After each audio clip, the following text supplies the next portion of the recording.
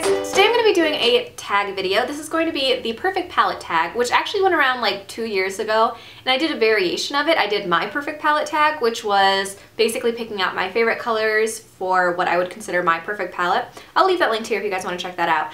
But a lot of people did the variation of it that was the perfect palette tag, where you just talked about some answers to palettes you loved and don't love, and things that you think are the best packaging and things like that. And so I've seen the Perfect Palette 2 tag going around, and I thought that I'd done the first one, and then I looked back and realized that I hadn't done the original one.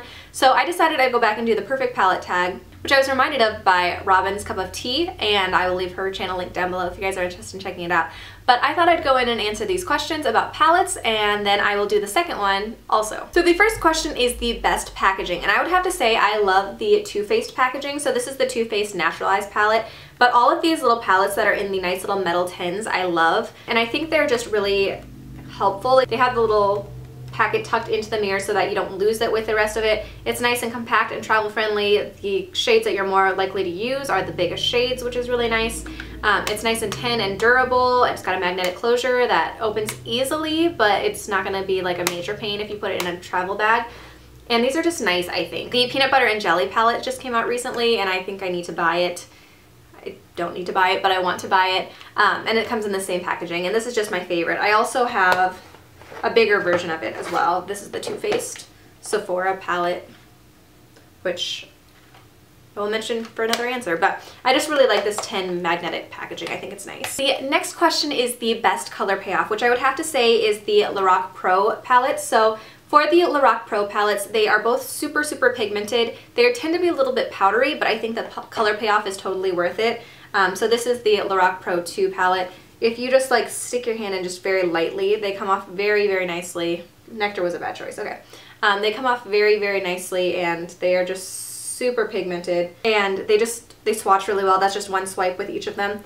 I love this palette. I think that the colors are great, and the payoff is really nice. Even if they're a little bit powdery, I don't think they're too bad. The Lorac Pro 1 I panned last year, and so I only have a few shades left, so that's not really helpful to show you guys, but this I loved. I think it was great quality, and it's really pigmented. The next question is most versatile, and I would have to say the Lorac Pro 1. Obviously, like I said, I panned this last year, so it is hard to actually show you guys, but this palette I really liked. I think that it's really helpful to have the top row that's all mattes, the bottom row is all shimmers. They have really great transition crease colors, so like mauve and taupe were wonderful crease colors. They have really good highlight colors down on this end that can work as lid shades too. They had lots of really great lid shades. You can kind of mix and match them, and then there's darker colors for your outer corner and crease.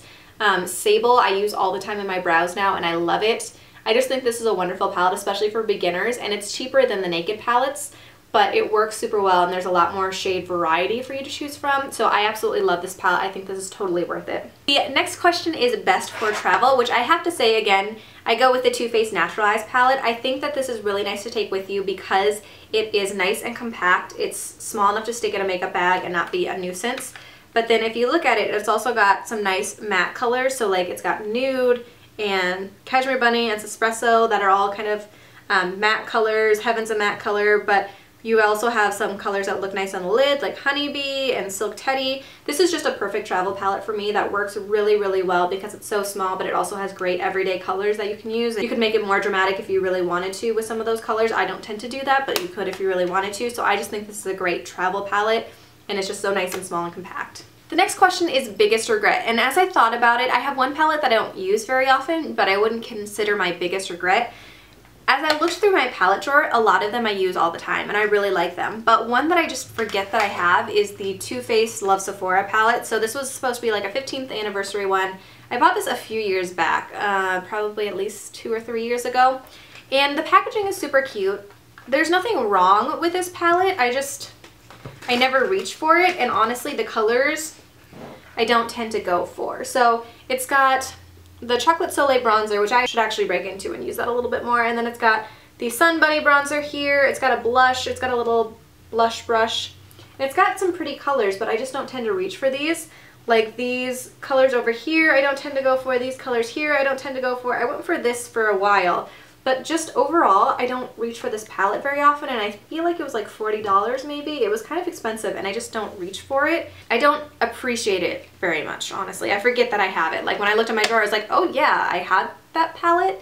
I should really put this up with the rest of my palettes so I could maybe tend to try to reach for it a little bit more. So it's a cute palette, it's fine. I just don't reach for it and I forget I have it. So I probably could have done without buying this palette, honestly, but it's too late now. The next question is best color names, which I don't know that I am super in love with any of the palettes that I have and their color names. I think they're fine. A lot of people say when they talk about these answers, they talk about the Balm, and the Balm does have super cute names and super cute packaging. I don't have any of the Balm's palettes anymore. I got rid of all the ones that I had because I never used them. So I guess I would have to go with the Tarte name. So this is one of their limited edition holiday ones. So this one has like Joy to the Pearl, Blush Stilettos, Glitzy Blitzen, Sparkling Punch, Waltz of the Flowers, Rose Golden Rings, Rose Such a Clatter, Evening Affair. I don't know. I think these are cute. I think their holiday stuff always has cute names. I don't know. I don't pay that much attention to packaging like that and the names and stuff. I reference them and stuff if I like a color, but overall I don't tend to go for things just because they have cute names or really look at them that closely. So I guess those would be the cutest, but eh.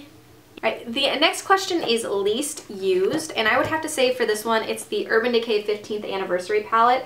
So this one is pretty big and bulky, and so like when you pull it out, there's like this velvet box, and then there's this packaging, and then here are Theo. Okay, my cat is pushing my filming setup all around.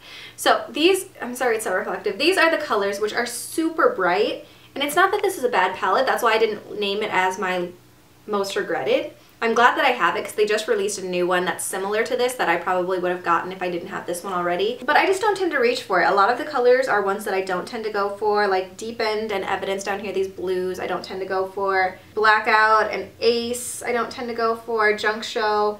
So like I tend to use the purples in here. There's like Half Truth and Omen. I use like Tainted and some of these more neutrally colors, but a lot of them I don't tend to reach for. So that's one that I want to play with a little bit more this summer, hopefully, and get some more use out of. But as of right now, I really don't reach for this one that much. It sits in my drawer, and I'm glad that I have it as a collector, but it's not one that I tend to go for all that often. And then the last question is most used or take to a desert island. Theo is messing everything up today. He is such a terror right now. Okay, so as I was thinking about this, the Lorac Pro obviously was probably my most used because I used it all of last year, but in thinking about the palette that I most reasonably used a lot without purposely panning it, I would have to say the Urban Decay Naked palette, the original one. And so this one, if you look at it, so this is just natural use. This isn't intentionally panning anything. I have already used up entirely Sin. I made a huge dip in Toasted. I made a huge dip in Hustle. I have a pretty good dip in Sidecar. I like to use Naked and Buck. I use Virgin quite a bit. And this palette I just really like.